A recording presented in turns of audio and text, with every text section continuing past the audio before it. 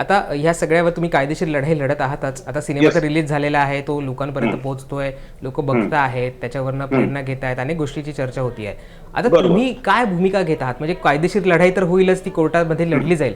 याच्या पलीकडे तुम्ही कशी लढाई लढणार आहात?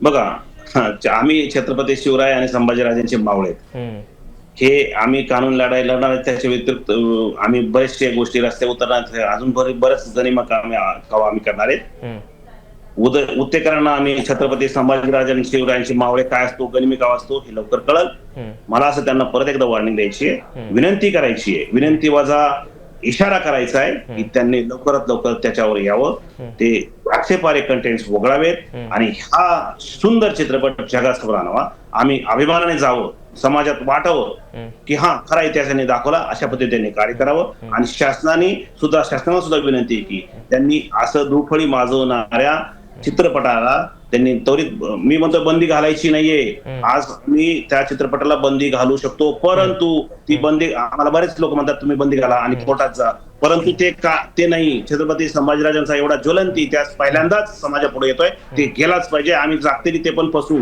परंतु जे ऍक्सेप्टारी कंटेंट आहे ते लवकर बघा. आणि जे आता तुमच्याकडे काही पुरावा नाही, काही नाही, ठोस काही संदर्भ नाहीये, आणि आम्ही म्हणतोय ना आमच्याकडे पुरावे आहेत, ते पुरावे आम्ही आणत नाहीये, कारण जातीय भेद निर्माण होऊ शकतात याची आम्ही जाणीव ठेवतोय.